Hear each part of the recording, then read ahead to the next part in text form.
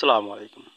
আজকে যে বিষয়টা আলোচনা করব এটা অত্যন্ত ইম্পর্ট্যান্ট একটা বিষয়। এটা হচ্ছে যে রোমানিয়ার যে বিভিন্ন ক্যাটাগরির ভিসা রয়েছে, এই ভিসাগুলির বর্তমান দাম কত। রোমানিয়া সেনজেনে আসার পর কিন্তু বাংলাদেশের যে এজেন্সিগুলো আছে, এই এজেন্সিগুলা ভিসার দাম অনেকটা বাড়িয়ে দিয়েছে। কেউ বলতেছে 12 লাখ, 13 লাখ, 11 লাখ, 14 লাখ পর্যন্ত বলতেছে। তো আসুন জেনে নেই বিভিন্ন ক্যাটাগরির যে ভিসা রয়েছে, এই ভিসাগুলার বর্তমান প্রাইস কত, কত টাকা দিয়ে যাওয়া সম্ভব। প্রথম যে ক্যাটাগরিটা আছে এটা হচ্ছে যে যে কাজের ভিসাটা আছে, ওয়ার্ক ভিসা। এই ভিসাটা কিন্তু আগে 7 থেকে 8 লক্ষ টাকায় যাওয়া যেত। বর্তমানে কিন্তু এটা অনেকটাই প্রাইস বাড়িয়ে দিয়েছে এজেন্সিগুলো। শুধুমাত্র বাংলাদেশের যে এজেন্সিগুলো আছে, এই এজেন্সিগুলো অন্য অন্য কান্ট্রির ক্ষেত্রে এটা প্রযোজ্য না, আগের দামই কিন্তু রয়েছে। তো এটার যে প্রাইসটা, এটা কিন্তু রোমানিয়া থেকে বাড়ানো হয় নাই, এটা কোনো ফি বাড়ানো হয় নাই, কোনো কস্টিং, কোনো রকম পারমিটের যে ফি আছে, ভিসার ফি আছে, এগুলা কিন্তু বাড়ানো হয় নাই। তো এটার যে সঠিক প্রাইসটা আছে, এটা হচ্ছে যে বিভিন্ন কান্ট্রি এখানে যাচাই করে দেখা গেছে 5.5 লক্ষ থেকে 8 লক্ষ টাকা, এই টাকার ভিতরেই কিন্তু যাওয়া সম্ভব। এই হচ্ছে মিনিমাম প্রাইস। এর ভিতরেও অনেকগুলো ক্যাটাগরি রয়েছে, হেভি ড্রাইভার সহ অন্যান্য যে ক্যাটাগরি আছে, যারা ট্রেডে যান তারা কিন্তু আরও কমে যেতে পারেন। এর প্রাইসটা পরে বিস্তারিত আলোচনা করতেছি এই বিষয়ে।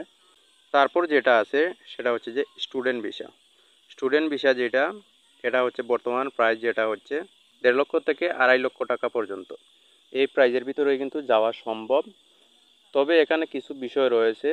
আপনি যদি হায়ার স্টাডি করতে যান, এখানে দেখা গেছে বিভিন্ন ইউনিভার্সিটি ভেদে আরও 40 থেকে 50 হাজার টাকা, 1 লক্ষ টাকা এটা ভেরিয়েন্ট করতে পারে, আরও বেশিও যেতে পারে। তো মিনিমাম ধরা আছে এখানে 3 থেকে 3.5 লক্ষ টাকা। হাইয়েস্ট হাইয়েস্ট 3.5 লক্ষ টাকা পর্যন্ত আপনার যেতে পারে। এখানে বললাম যে বিষয়টা, এটা হচ্ছে যে বিভিন্ন ইউনিভার্সিটি ভেদে। তারপর যে বিষয়টা আছে সেটা হচ্ছে যে ভিজিট ভিসা বর্তমানে কত টাকা যাচ্ছে। আপনার যদি পাসপোর্টটা মানে একেবারে সাদা থাকে, কোনো দেশে না গিয়ে থাকেন, তাহলে যেই টাকাটা পড়তে পারে সেটা হচ্ছে যে 2.5 থেকে 4 লক্ষ টাকা পর্যন্ত। এটা হচ্ছে মিনিমাম প্রাইস। এই প্রাইজের ভিতরেই আপনি যেতে পারবেন সম্পূর্ণ এয়ার টিকিট সহ। তবে এখানে যে এজেন্সিগুলো আছে তারা কিন্তু আপনার সাথে দালালি করে থাকে। আমাদের বাংলাদেশি ভাইদের মধ্যেও একটা প্রবণতা দেখা যাচ্ছে যে ভিজিট ভিসা গিয়ে ওই দেশেতে স্থায়ী হওয়ার একটা অ্যাজাইলাম মারার একটা চিন্তাধারা করে থাকেন। এ কারণেই দেখা যাচ্ছে বিভিন্ন এজেন্সি এখানে 7 থেকে 8 লক্ষ টাকা পর্যন্ত দাবি করে থাকে। তো এটা হচ্ছে আপনার আর এজেন্সির ব্যাপার।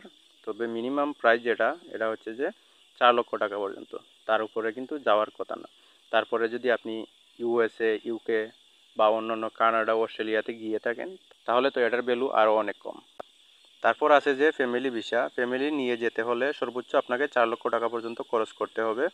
এটা হচ্ছে সর্বোচ্চ প্রাইস যেটা। সর্বনিম্ন প্রাইস যেটা, এটা হচ্ছে যে 2.5 লক্ষ টাকা পর্যন্ত। তবে এখানে কিছু জিনিস ভেরিয়েন্ট করে, আপনার কোম্পানি যদি ভালো হয়ে থাকে, কোম্পানি এখানে সহযোগিতা করে থাকে, আপনি যদি কোনো ভালো পোস্টে ট্রেডে কাজ করে থাকেন, তাহলে কিন্তু কোম্পানি এখানে কিছুটা হেল্প করতে পারে, এটা আরও অনেক কম যেতে পারে। এই হচ্ছে ব্যাপার। কোম্পানি যদি এখানে হেল্প করে তাহলে কিন্তু আপনি 1.5 লক্ষ টাকার ভিতরে চলে যেতে পারবেন। তো এই ছিল যে বিষয়গুলোর ক্যাটাগরি, সাধারণত যে ক্যাটাগরিগুলো। তো এখানে একটা জিনিস বাদ রয়ে গেছে, বিজনেস ক্যাটাগরি যে বিষয়টা, ওইটা নিয়ে আলোচনা করলাম না, ওটা আমাদের জানার অতটা প্রয়োজন নাই। তো এখন বলে নেই যে বিভিন্ন ক্যাটাগরি ট্রেডের ভিত্তিতে যে বিষয়টা, আপনি যদি হেভি ড্রাইভার হয়ে থাকেন তাহলে কিন্তু 7 লক্ষ টাকার ভিতরেই চলে যেতে পারবেন।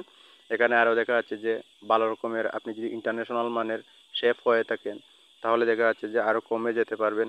তারপর আরও ইঞ্জিনিয়ার ক্যাটাগরিতে যদি আপনি যেতে পারেন তাহলে আরও অনেকটা কমে যেতে পারবেন।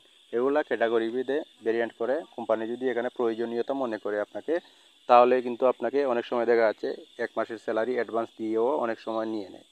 তো এটা হচ্ছে যে আপনার কোয়ালিটির উপর, আপনার যে কাজের এক্সপিরিয়েন্স আছে ওইটার উপর নির্ভর করে অনেকটা। তো এখন যে বিষয়টা নিয়ে আলোচনা করব সেটা হচ্ছে যে বর্তমানে কি ভিসা হচ্ছে। অনেকেই বলতেছে ভিসা বন্ধ, তারপরও কি ভিসা হচ্ছে? এই ভিডিওটা করার উদ্দেশ্যটা কি? এটা হচ্ছে যে ভিসা হচ্ছে, কম করে হলেও ভিসার যে রেশিওটা, এটা অনেকটা কম হলেও কিন্তু ভিসা কিন্তু হচ্ছে অনেক লেটে হলেও প্রসেসিং টাইমটা অনেকটা লেন্দি হয়ে গেছে বর্তমানে। তারপরেও কিন্তু ভিসা হচ্ছে। তো অনেকেই এখানে বলতে পারেন যে ভিসাটা আসলে বন্ধ, আসলে কিন্তু ভিসা বন্ধ নয়। আর ভিসা নেওয়ার এক্সপিরিয়েন্স যেটা, এটা বলতে গেলে আপনার যদি ইংরেজিতে দক্ষতা থাকে তাহলে কিন্তু আপনি খুব সহজেই এখানে ভিসাটা নিয়ে নিতে পারবেন। এখানে যে ব্যাড ইন্টারন্যাশনাল ব্যাপারটা, ওইটা কিন্তু চলে আসে বর্তমানে। রোমানিয়া সেনজেনে প্রবেশ করার পর কিন্তু এই প্রবণতাটা অনেকটা বেড়ে গেছে। এটা কিন্তু আমি অনেক আগে অনেক ভিডিওতে বলেছি যে আপনার ইন্টারভিউ যেটা, ওটার উপরে কিন্তু 80% নির্ভর করে আপনার ভিসা পাওয়া আর না পাওয়ার ব্যাপার। তো এখানে অবশ্যই ইন্টারভিউটা আপনার ভালো হতে হবে। ইন্টারভিউ দিতে যাওয়ার আগে কিন্তু আপনার ইংরেজিতে যে এক্সপিরিয়েন্সটা আছে ওটা কিন্তু বাড়িয়ে নিতে পারেন, তাহলে কিন্তু আপনি ভিসা পাওয়ার সম্ভাবনা অনেকাংশেই বেড়ে যায়।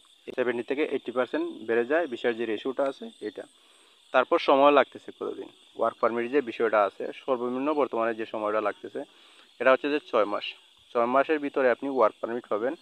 তারপর যে প্রসেসিং টাইমটা আছে ভিসা পাওয়ার ক্ষেত্রে, ভিসার যে প্রসেসিংটা আছে এটা কিন্তু 1 থেকে 1.5 বছর পর্যন্ত লেগে যেতে পারে। তো অবশ্যই আপনার যে ইউরোপের যাত্রাটা ওটা সুগম করতে হলে আপনার যাওয়ার ইচ্ছা থাকলে কমসে কম 2 বছর হাতে রেখে আপনি এই কাজে সেনজেনের ভিসার জন্য অন্ততপক্ষে এই কাজে হাত দিবেন, তাছাড়া আপনি হাত দিবেন না।